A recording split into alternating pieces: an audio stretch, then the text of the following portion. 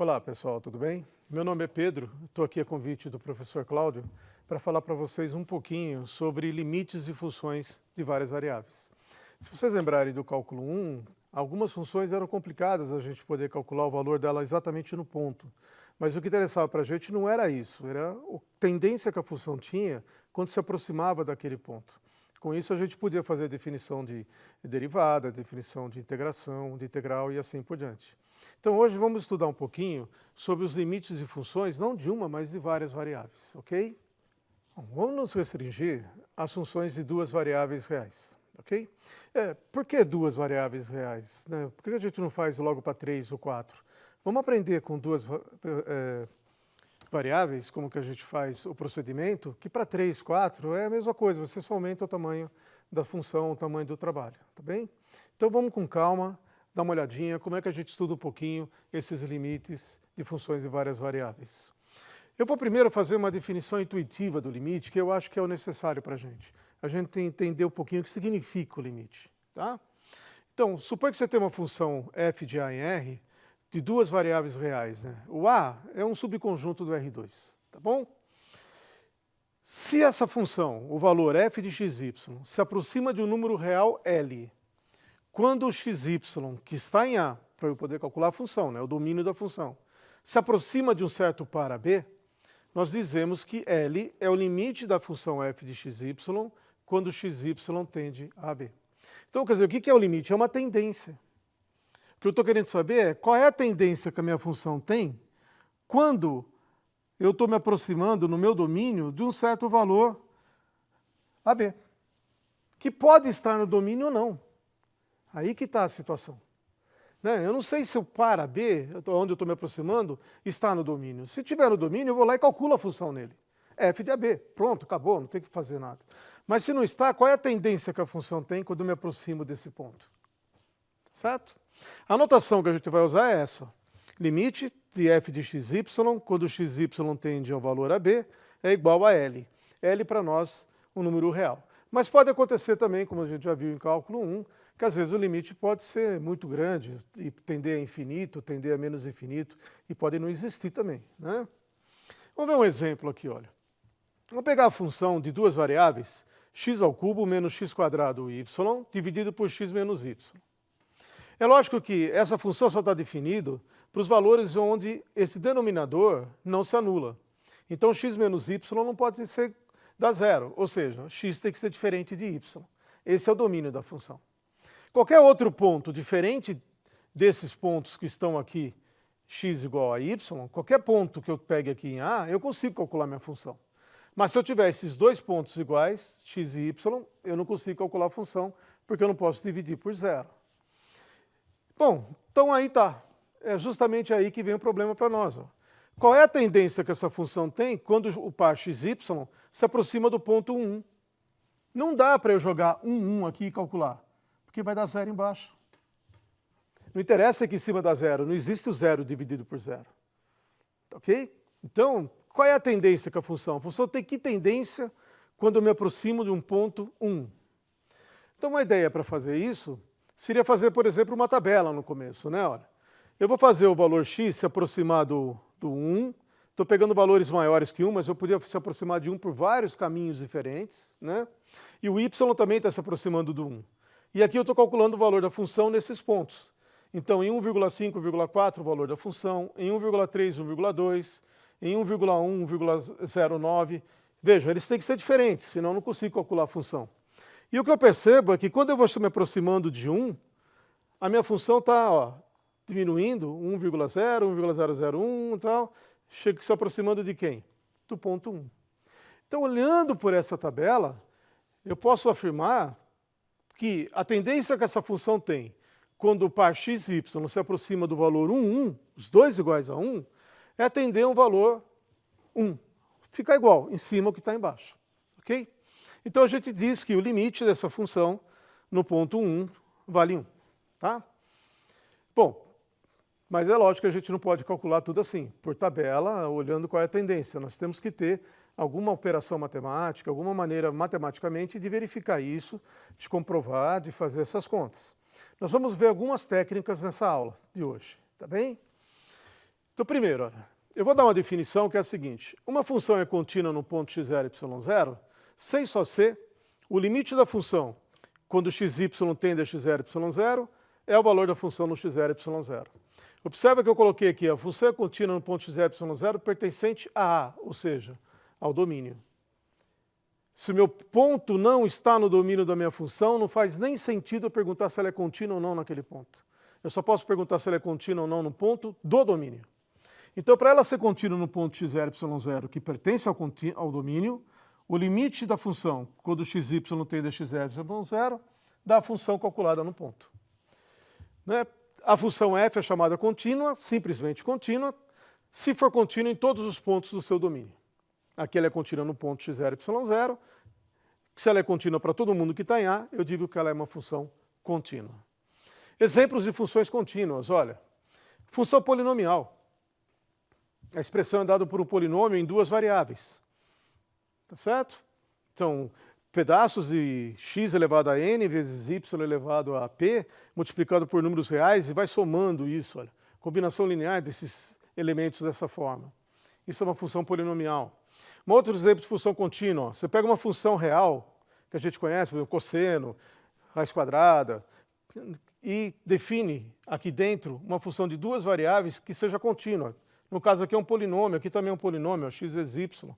Então é uma composta de uma função real de uma variável com uma função de duas variáveis também contínua. Por exemplo, aqui também, ó, exponencial, que é uma função contínua, elevado a x mais 2y. Essa função também é contínua. Ah, professor, mas aqui embaixo dá zero quando x é igual a y. Mas quando a gente diz que ela é contínua, ela tem que ser contínua no domínio dela. Só nos pontos do domínio. Os pontos do domínio estão tirando os elementos em que x é igual a y. Então, quando eu falo que essa função é contínua, ela é contínua onde? Para todo par xy do R2, em que x é diferente de y. É um polinômio dividido pelo outro. Toda função racional, que é um polinômio dividido por outro polinômio, é sempre contínua em todos os pontos onde o polinômio de baixo não se anula.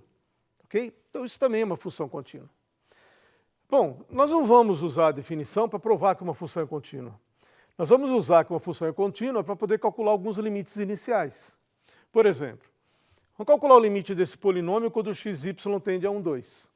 Bom, é muito simples. Essa função é contínua, então o limite dessa função, 3x2y menos 2y mais 1, quando o x tende a 1, 2, é exatamente o valor da função no ponto 1, 2. Eu consigo calcular a função, e ela é contínua, então eu calculo esse limite, simplesmente calculando a função no ponto 1, 2. Então eu faço x igual a 1, y igual a 2, olha, fica 1 vezes 2 dá 2, vezes 3 dá 6, menos 2 vezes 2, 4, 6 menos 4 dá 2, 2 mais 1, 3. Então o limite dessa função, quando o x tende ao ponto 1, 2, é 3.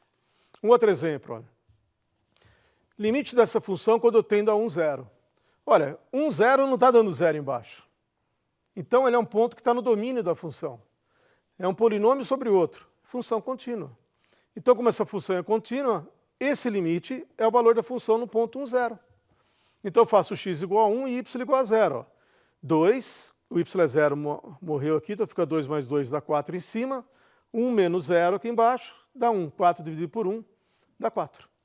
Esse é o limite daquela função quando eu tendo ao valor 1, 0. Quer dizer, se a minha função é contínua, estou tendendo a um ponto que está no domínio, não tem importância. Simplesmente eu calculo o valor da função no ponto. Bom, algumas propriedades de limite. Vamos supor que eu tenho duas funções f e g, tais que a função f tem limite L, quando tende a um ponto x0, y0.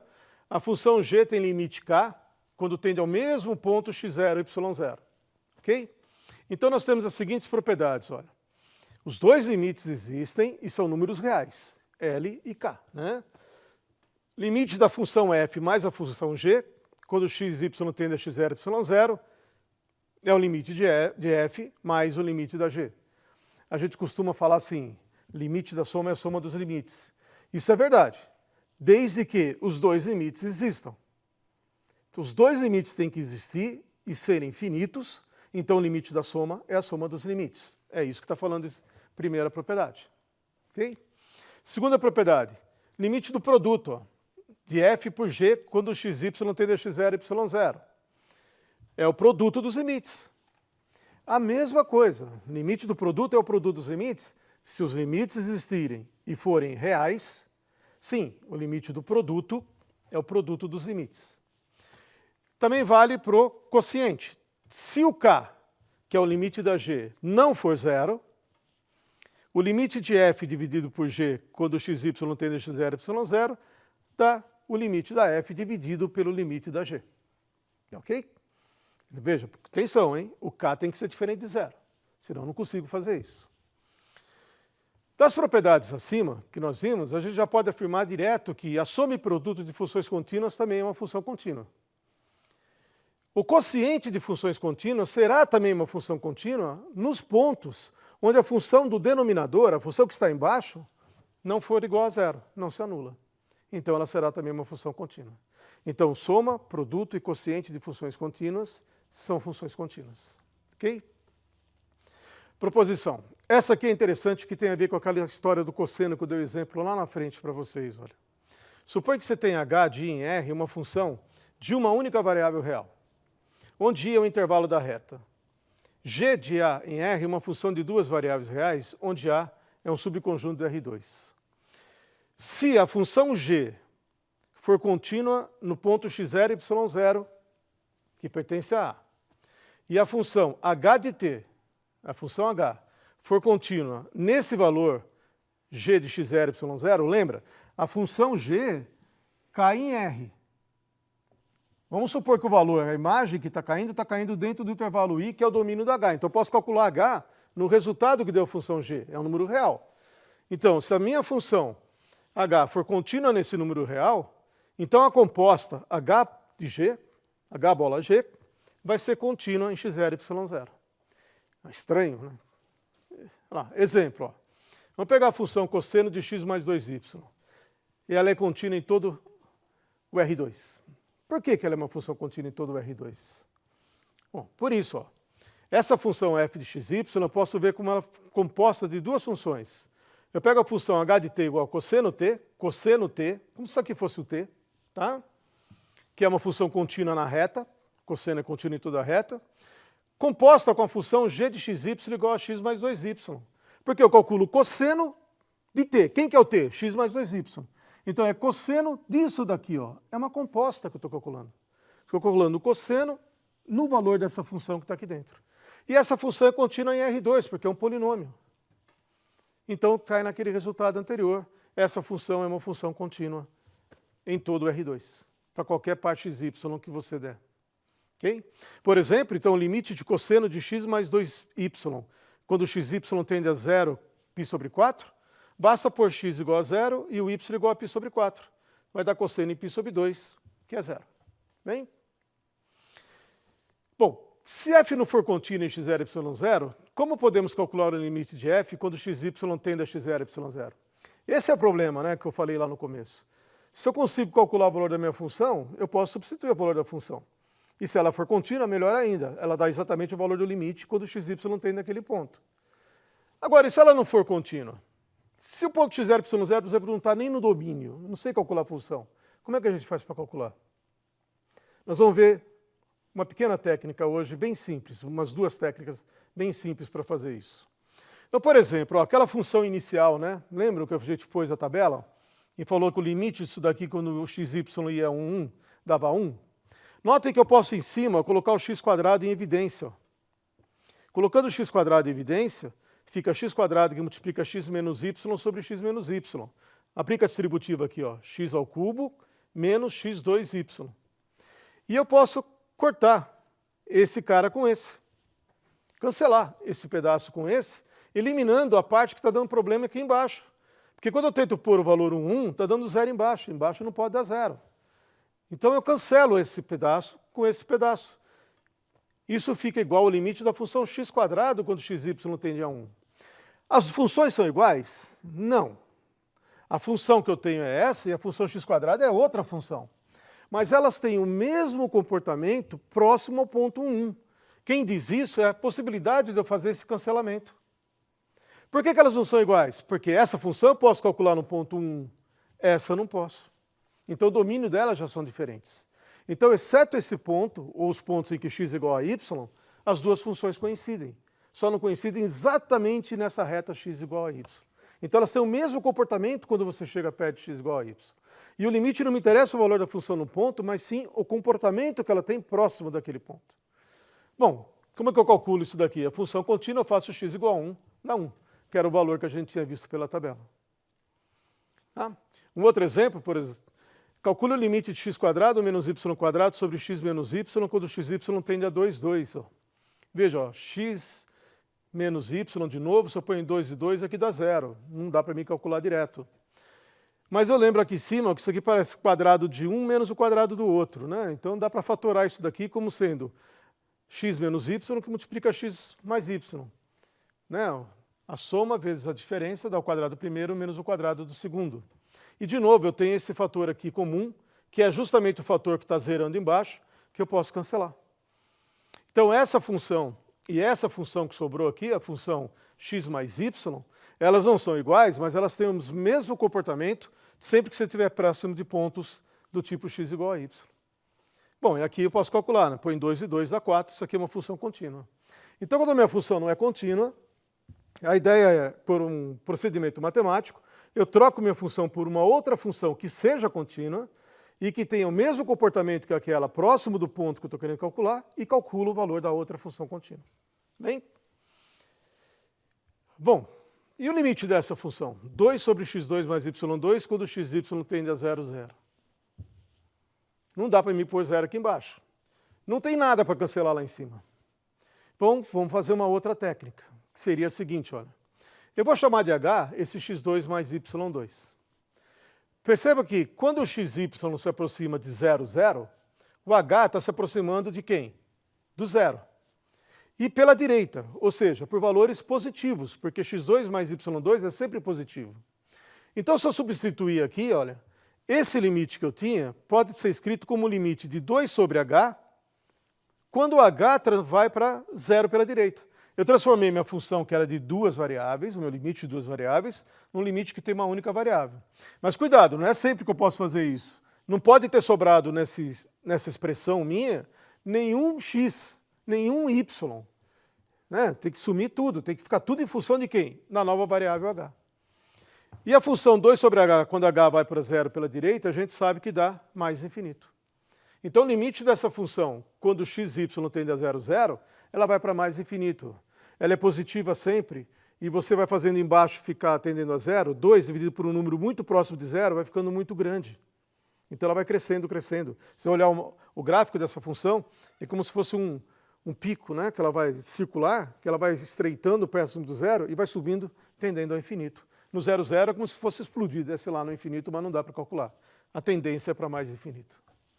Um outro exemplo que é parecido com esse, olha, o limite de seno de 1 menos x² menos y² sobre 2 menos 2x2 menos 2y2 quando xy tende a 1, 0. O que acontece no 1, 0? Joga 1, 0 aqui embaixo. 1, 0. Então fica 2 menos 2, que dá 0 embaixo. Não posso calcular.